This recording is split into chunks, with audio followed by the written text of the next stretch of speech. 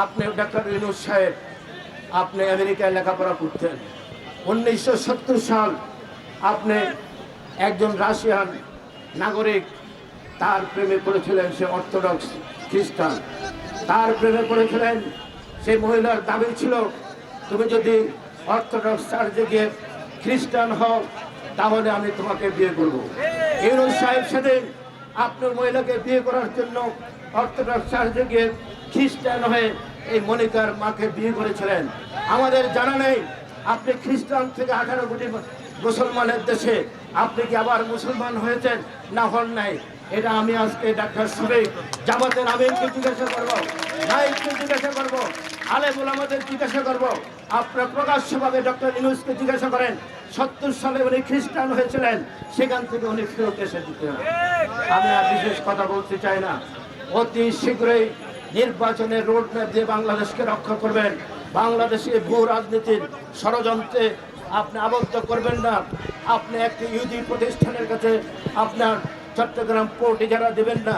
আপনি মানবিক করিডোরের নামে বাংলাদেশের অভ্যন্তরে যুদ্ধ নিয়ে আসবেন না। এই বলেই অতি শীঘ্রই ডিসেম্বরের মধ্যে আরও আগেও বাংলাদেশের নির্বাচনে রোড ম্যাপ ঘোষণা করবেন। যিনি স্বাধীনতার মন ঘোষক শহীদ প্রেসিডেন্ট জিয়া রহমান যেমনিভাবে দেশকে পরিচালনা করেছেন। 90-এর গণঅভ্যুত্থানের সময় ইচ্ছা করলে নুরুদ্দিন ক্ষমতা নিতে পারতেন, কিন্তু নুরুদ্দিন সাহেব সেনাপ্রধান ছিলেন, ক্ষমতা নেন নাই। সেদিন বিচারপতি শাহাবুদ্দিন অন্তর্বর্তীকালীন সরকারের প্রধান হয়েছিলেন। 90 দিনের মধ্যে উনি নির্বাচন দিলেন। বাংলাদেশের ইতিহাসে একটি সুষ্ঠু নিরপেক্ষ নির্বাচন দিয়েছিলেন। সেই নির্বাচনও আমি একজন সংসদ সদস্য হয়েছিলাম।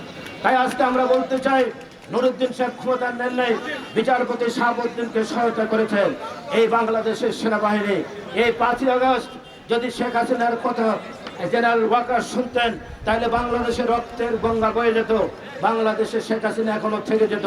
কিন্তু সেনাবাহিনী, মুক্তিযুদ্ধের সেনাবাহিনীর জেনারেল ওয়াকার ডিপ কমান্ডারদের নিয়ে বৈঠক করে শেখ হাসিনাকে তার মাতৃভূমি ভারতে, তার বাবার দেশে পাঠিয়ে দিয়েছেন।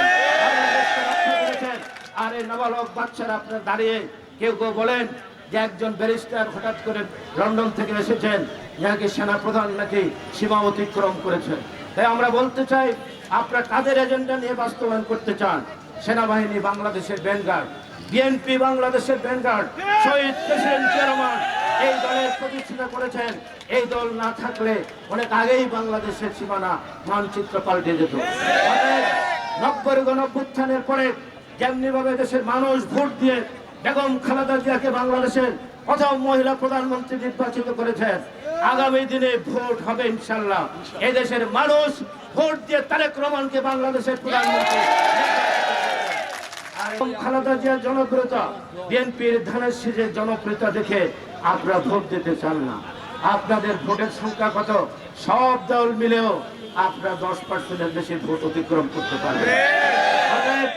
অতি শীঘ্রই নির্বাচন দেন, বাংলাদেশকে রক্ষা করেন, বাংলাদেশের স্বাধীনতার সার্বভৌমত্ব রক্ষা করেন। সমস্ত বিনিয়োগ বন্ধ হয়ে গেছে, সমস্ত ব্যবসা বাণিজ্য বন্ধ হয়ে গেছে, একটি কলকারখানা হচ্ছে না। আপনারা বিদেশে যান, আসেন, কিসের উপর ভিত্তি করে? আপনার 664 কোটি টাকার আপনার সমস্ত ঋণ, আপনার বিরুদ্ধে দুর্নীতির মামলা আপনি একদিনে খালাস করে দিয়েছেন। আমরা এখনো কোর্টে যাই, 150 মামলা আমাদের এখনো। আমি নিজেও কোর্টে যাই, নীরব কোর্টে যায়, আনোয়ার কোর্টে যায়, এখানে যারা আছে সবাই এখনো কোর্টে যায়। আপনার মামলা উঠে গেল আর আমরা এখনো কোর্টে যাই। আমরা 17 বছর শেখ হাসিনা বিরোধী আন্দোলন সংগ্রাম করেছি। আমাদের 20,000 নেতা কর্মী জীবন দিয়েছে, 2,000 নেতা কর্মী গুম হয়েছে, হাজার নেতা কর্মী পুঙ্গত্ব বরণ করেছে। আমরা বাবার জানাজা পড়তে পারি নাই, মায়ের জানাজা পড়তে পারি নাই, আমরা বাড়িতে থাকতে পারি নাই।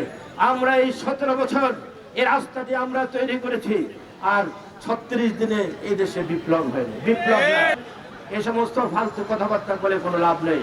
বিএনপি জনগণের দল, বিএনপি এই দেশে স্বাধীনতা এনেছে, বিএনপি দেশের স্বাধীনতা রক্ষা করবে। তাই সবাইকে ধন্যবাদ।